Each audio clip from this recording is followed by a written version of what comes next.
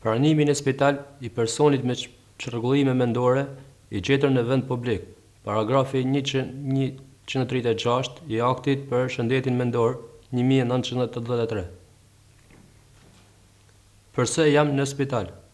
Ju jeni sjellur në këtu nga një polic sepse ata shqetësohen se mos keni çrregullime mendore dhe duhet të vizitoheni nga një person profesional për shëndetin mendor.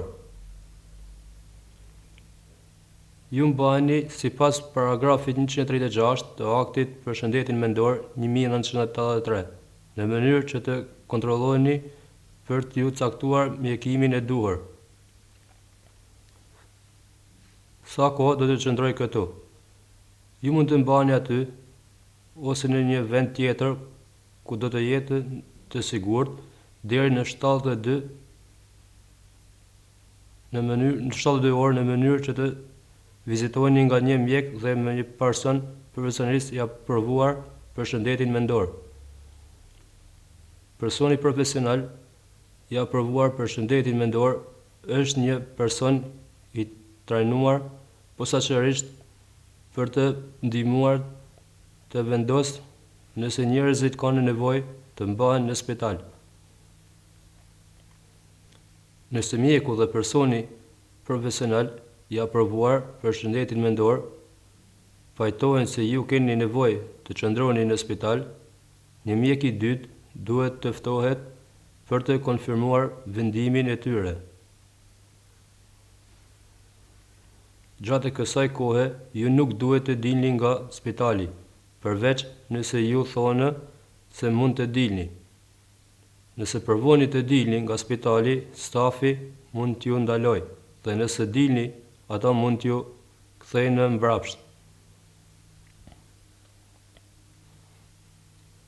Nëse pas 72 orëve nuk ju kanë thënë se ju duhet të qëndroni në spital, ju jeni të lirë të dilni nga spitali, por ju mund të vendosni të qëndroni në spital si pacient vullnetar. Nëse nuk dëshironi të dilni nga spitali pas përfundimit të 72 orëve, ju lutem së pari bisedoni me një antar të stafit. Çfarë ndodh me tutje?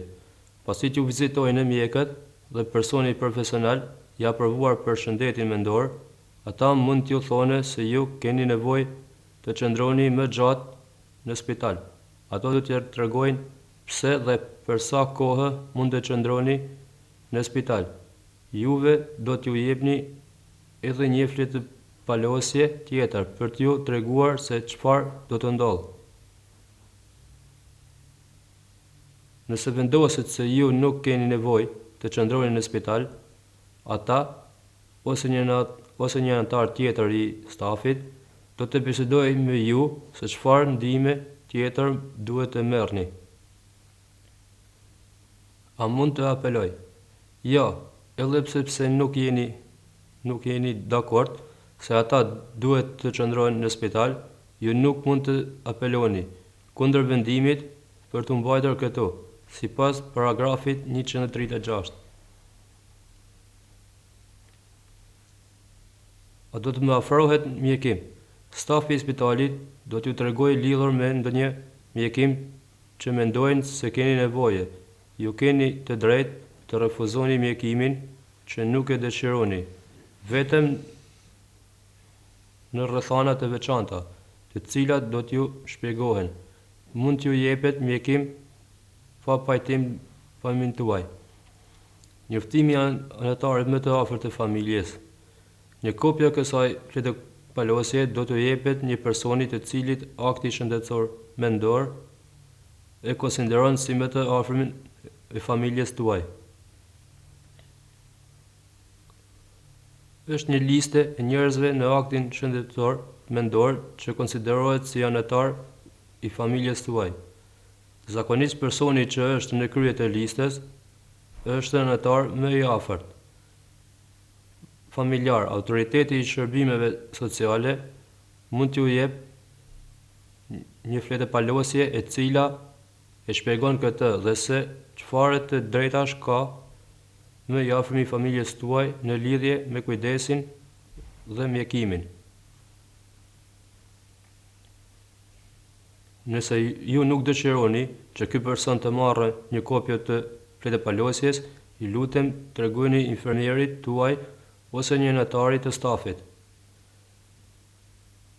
Ndërrimi i anëtarit më të afërt familjar, nëse mendon se ky person nuk është i përshtatshëm të konsiderohet më i afërmi i familjes tuaj, ju mund të aplikoni tek gjykata e qarkut për të konsideruar një person tjetër si më të afërm tuaj familjar. Autoriteti i shërbimeve sociale mund t'u jep një fletëpalosje e cila e shpjegon këtë. Letrat e juaja, të gjitha letrat e marrura gjatë qëndrimit tuaj në spital do t'ju dorëzohen juve. Ju mund t'ju dërgoni letër çdo njerit, përveç çdo njerit që ka pohuar se nuk dëshiron të marrë letrat nga ju. Letrat dërguar këtyre personave mund të ndalohen nga stafi i spitalit. Kodi praktik. Kodi praktik është ai që jep këshillat lidhur me aktin e shëndetit mendor njerëzve të përfshirë në kujdesin tuaj. Ata duhet të marrin parasysh se çfarë thotë kodi kur të marrin vendimin lidhur me kujdesin tuaj. Nëse doni, ju mund të kërkoni të shihni një kopje të kodit. Si të ankohen? Nëse doni të ankoheni lidhur me ndonjë pakënaqësi që ka të bëjë me kujdes dhe mjekimin tuaj në spital, ju lutem bisedoni me një anëtar të stafit. Ata mund të rregullojnë këtë çështje.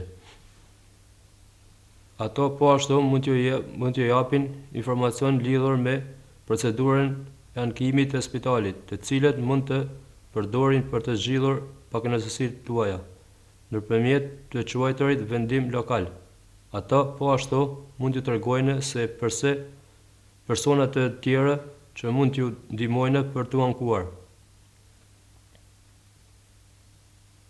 Nëse mendoni se procedura e ankimit nuk mund t'ju ndihmojë, ju mund të ankoni tek një komision i pavarur.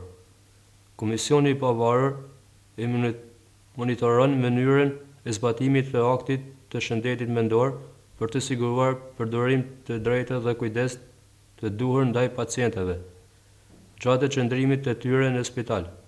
Stafi i spitalit mund t'ju jep një fletëpalosje e cila shpjegon se si të kontaktoni me komisionin. Ndihmë dhe informacion të mëtejshëm. Nëse ka diçka që nuk kuptoni lidhur me kujdesin dhe mjekimin, një anëtar i stafit do të përpiqet ju ndihmojë. Ju lutem kërkoni nga një anëtar t'ju shpjegojë nëse ka diçka keq në këtë fletëpalosje që nuk kuptoni, ose nëse keni ndonjë pyetje tjetër që nuk ju ka përgjigjur fletëpalosja. Ju lutem kërkoni një kopje të kësaj fletëpalosje nëse i duhet edhe dikujt tjetër.